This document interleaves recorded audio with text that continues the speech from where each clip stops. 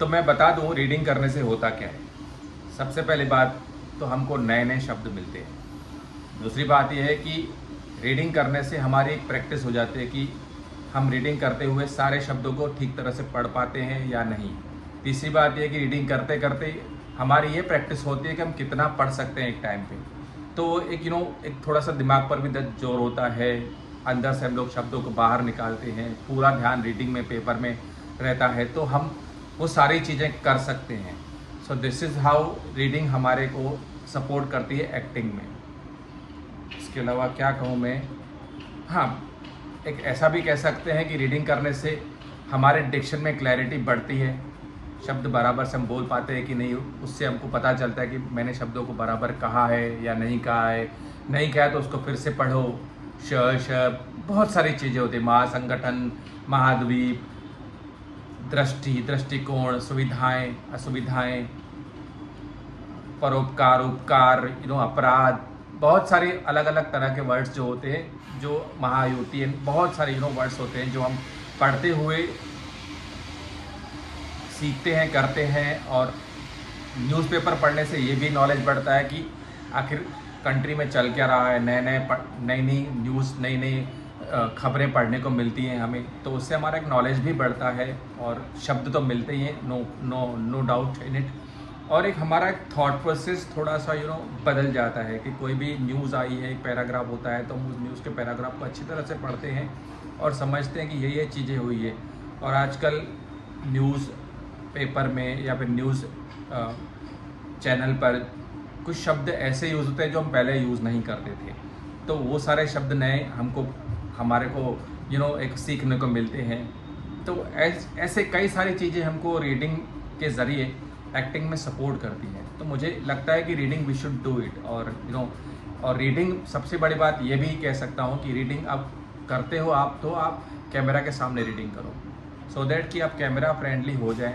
जितना रीडिंग आप कैमरा के सामने करोगे तो आपको लगेगा कि भाई मुझे कैमरा देख रहा है और मुझे रीडिंग करनी है, और रीडिंग में जो अच्छी तरह से करनी है, और मेरा सारी चीज़ें, मेरा पूरा रीडिंग कैमरा में रिकॉर्ड हो रही है।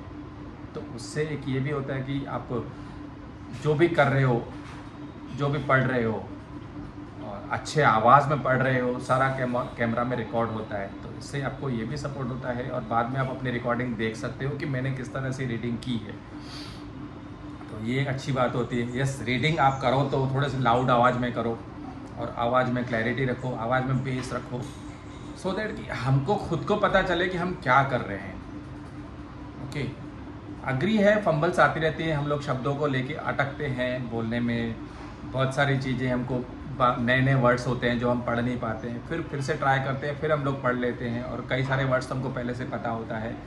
अब रीडिंग में कैसा होता है कि हम कुछ भी पढ़ते हैं तो हमको ये थोड़ी पता है कि बाद में क्या लिखा रहता है, तो हम आंखों को देख के पढ़ते हैं।